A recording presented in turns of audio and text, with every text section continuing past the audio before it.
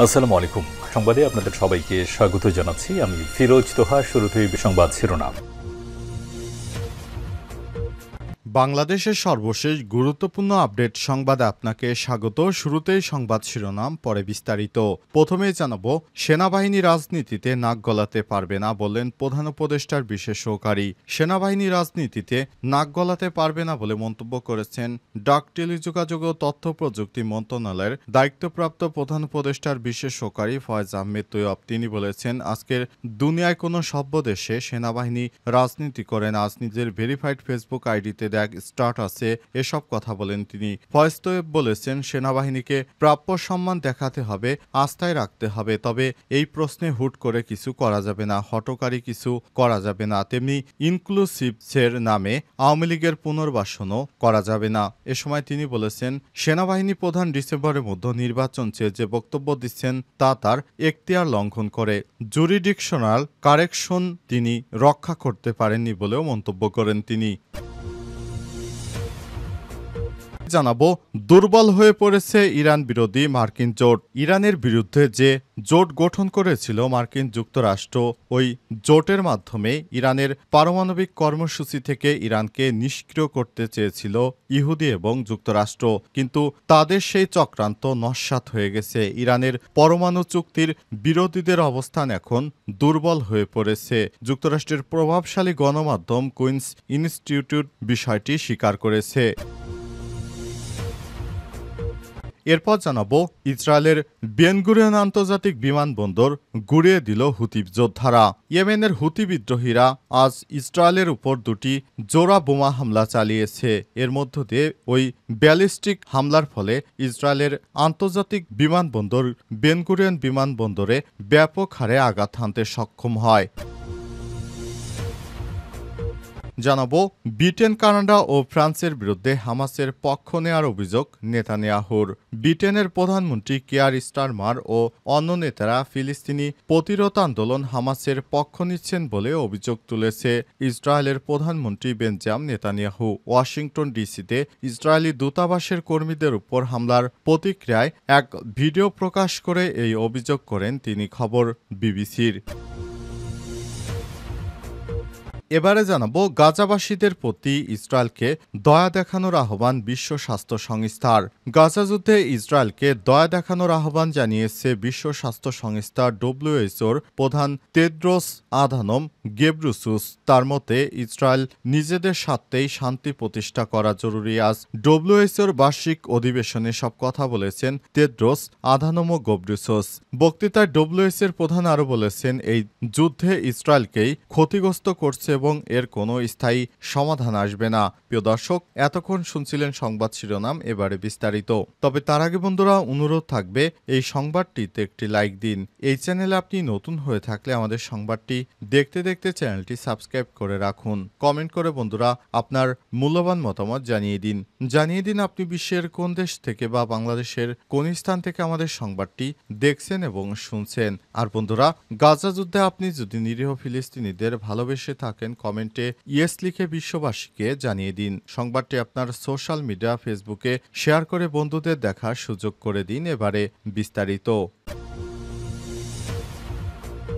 সেনাবাহিনী রাজনীতিতে নাক গলাতে পারবে না বললেন প্রধান উপদেষ্টার বিশেষ সহকারী। সেনাবাহিনী রাজনীতিতে নাক গলাতে পারবে না বলে মন্তব্য করেছেন ডাক, টেলিযোগাযোগ ও তথ্য প্রযুক্তি মন্ত্রণালয়ের দায়িত্বপ্রাপ্ত প্রধান উপদেষ্টার বিশেষ সহকারী ফয়েজ আহমেদ তৈয়ব। তিনি বলেছেন, আজকের দুনিয়ায় কোনো সভ্য দেশে সেনাবাহিনী রাজনীতি করে না। আজ নিজের ভেরিফাইড ফেসবুক আইডিতে স্টার্ট আছে এসব কথা বলেন তিনি। ফয়েজ তৈয়ব বলেছেন, সেনাবাহিনীকে প্রাপ্য সম্মান দেখাতে হবে, আস্থায় রাখতে হবে, তবে এই প্রশ্নে হুট করে কিছু করা যাবে না, হঠকারী কিছু করা যাবে না। তেমনি ইনক্লুসিভসের নামে আওয়ামী লীগের পুনর্বাসনও করা যাবে না। এ সময় তিনি বলেছেন, সেনাবাহিনী প্রধান ডিসেম্বরের মধ্যে নির্বাচন চেয়ে যে বক্তব্য দিচ্ছেন তা তার এখতিয়ার লঙ্ঘন করে। জুরিডিকশনাল কারেকশন তিনি রক্ষা করতে পারেননি বলেও মন্তব্য করেন তিনি। ফয়েজ তৈয়ব বলেছেন, সেনাবাহিনীকে প্রাপ্য সম্মান দেখাতে হবে।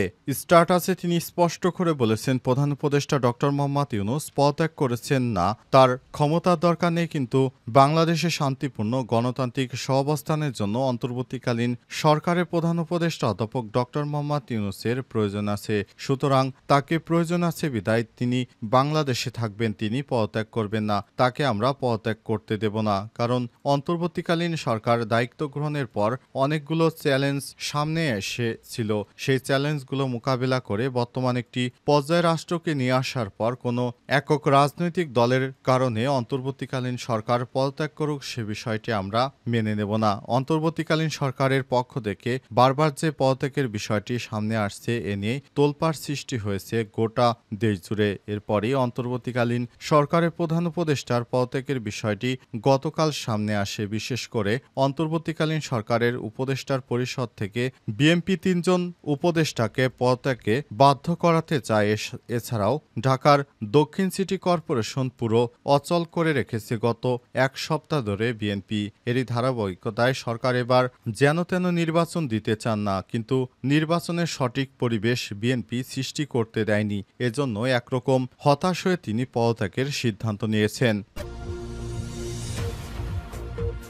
দুর্বল হয়ে পড়েছে ইরান বিরোধী মার্কিন জোট। ইরানের পরমাণু চুক্তির বিরোধীদের অবস্থান এখন অনেক দুর্বল হয়ে পড়েছে। যুক্তরাষ্ট্রের প্রভাবশালী গবেষণা প্রতিষ্ঠান কুইন্সি ইউনিভার্সিটি ইনস্টিটিউট বলছে, এর বিরোধিতা এখন মূলত কিছু রক্ষণশীল রাজনৈতিক ও ইসরায়েলপন্থী গোষ্ঠীর মধ্যেই সীমাবদ্ধ। তেহরান টাইমসে প্রকাশিত এক বিশ্লেষণে বলা হয়েছে, যুক্তরাষ্ট্রের জনগণের বড় অংশ, এমনকি রিপাবলিকানরা ইরান নিয়ে শান্তিপূর্ণ সমাধানের পক্ষে। তাই ট্রাম্প যদি শুধু এই চরমপন্থীদের কথা শুনেন, তবে তা তার রাজনৈতিক ক্ষতির কারণ হতে পারে। ওয়াশিংটন ও তেল আবিবের কিছু চরমপন্থী নেতা চাচ্ছেন ইরানের পরমাণু কর্মসূচি পুরোপুরি ধ্বংস করে দিতে। তবে অনেক বিশ্লেষকই এই দাবি অবাস্তব ও উস্কানিমূলক বলছেন। গবেষক সিনা তুষি মন্তব্য করেছেন, এসব দাবির পেছনে উদ্দেশ্য হল আলোচনার পথ রুদ্ধ করা। মেরিল্যান্ড ইউনিভার্সিটির এক জরিপে দেখা গেছে ৬৯% আমেরিকান নাগরিক এবং ৬৪% রিপাবলিকান ইরানের সঙ্গে কূটনৈতিক চুক্তির পক্ষে, কিন্তু যারা এই চুক্তির বিরোধিতা করছেন তারা বিভ্রান্তিকর তথ্য ছড়িয়ে জনমনে প্রভাবিত করতে চাইছেন। ট্রাম্পের ঘনিষ্ঠ কিছু প্রভাবশালী ব্যক্তি যেমন স্টিভ বানন, মার্জরি টেল গ্রিন ও টাকার কালসন সহ বিভিন্ন ব্যক্তিরা মধ্যপ্রাচ্যে যুক্তরাষ্ট্রের অবস্থান বদলাচ্ছে বলে অভিযোগ করেছেন। সৌদি আরব সহ যুক্তরাষ্ট্রের অনেক মিত্র, যারা আগে ইরান বিরোধী ছিল, এখন ইরানের সঙ্গে শান্তিপূর্ণ আলোচনা চায়। বিশেষজ্ঞরা বলছেন, আঞ্চলিক স্থিতিশীলতা রক্ষার স্বার্থেই তারা এই অবস্থান নিচ্ছে। ইসরায়েলের বেন গুরিয়ন আন্তর্জাতিক বিমানবন্দর গুড়িয়ে দিল ইয়েমেনের হুতি বিদ্রোহীরা। ইয়েমেনের হুতি বিদ্রোহীরা বৃহস্পতিবার ইসরায়েলের উপর 2টি পৃথক হামলা চালিয়েছে। এর মধ্যে একটি ব্যালিস্টিক ক্ষেপণাস্ত্র হামলা লক্ষ্য ছিল ইসরায়েলের প্রধান বিমানবন্দর বেন গুরিয়ন উড়িয়ে দেওয়া। হুতি সামরিক মুখপাত্র ইয়াহিয়া সারিয়াক বিবৃতিতে জানিয়েছে, জুলফিকর নামের একটি ব্যালিস্টিক ক্ষেপণাস্ত্র সফলভাবে তেল আবিবের কাছে ইয়াফায় অবস্থিত বেন গুরিয়ন বিমানবন্দরে আঘাত হানে। হামলার ফলে বিমানবন্দর থেকে লোকজন সরিয়ে নেওয়া হয়েছে এবং প্রায় 1 ঘন্টা বিমান চলাচল বন্ধ থাকে। ইসরায়েলের কেন্দ্রীয় অঞ্চলে ব্যাপক বিস্ফোরণের শব্দ শোনা গেলেও এখনও ক্ষয়ক্ষতির বিস্তারিত জানা যায়নি। ইসরায়েলের চ্যানেল 12 জানিয়েছে, হামলার সময় একাধিক আন্তর্জাতিক ও ফ্লাইট মাঝ আকাশের দিকে পরিবর্তন করে অন্যত্র অবতরণ করে সাময়িকভাবে আকাশপথ পুরো বন্ধ হয়ে যায়। গত এপ্রিলে গাজায় হামলা শুরুর পর থেকে এটি ছিল ইহুদিদের 37তম ক্ষেপণাস্ত্র হামলা এবং চলতি মে মাসে 11 বার ইসরায়েলে সাইরেন সক্রিয় হয়। একই সঙ্গে ইয়াহিয়া সারি আরও বলেছেন, হুতি যোদ্ধারা হাইফা ও তেল আবিবের গুরুত্বপূর্ণ শত্রু অবকাঠামো হামলা করে 2টি ইয়োফা ও ড্রোন ছুড়ে দেয়। হুতিরা এই হামলাকে গাজায় ইসরায়েলের সামরিক অভিযানের পাল্টা প্রতিশোধ হিসেবে অভিহিত করেছে। গাজার স্বাস্থ্য মন্ত্রণালয়ের তথ্য অনুযায়ী 2023 সালের অক্টোবর থেকে শুরু হওয়া সংঘাতে এখন পর্যন্ত 53,650 ফিলিস্তিনি নিহত হয়েছে, যাদের অধিকাংশই নারী ও শিশু। এর আগে 19 মে হুতিরা হাইফা বন্দরে সামুদ্রিক অবরোধের ঘোষণা দেয় এবং সতর্ক করে জানায়, যে কোনো নৌযান হাইফা বন্দরে গেলে তা হুতিদের সামরিক লক্ষ্যবস্তুতে পরিণত হতে পারে। এরপরই হুতিরা ঘোষণা দিয়ে একের পর এক ইসরায়েলে হামলা চালিয়ে যাচ্ছে। এই হামলায় ইসরায়েল একরকম নাকানি চুবানি খাচ্ছে।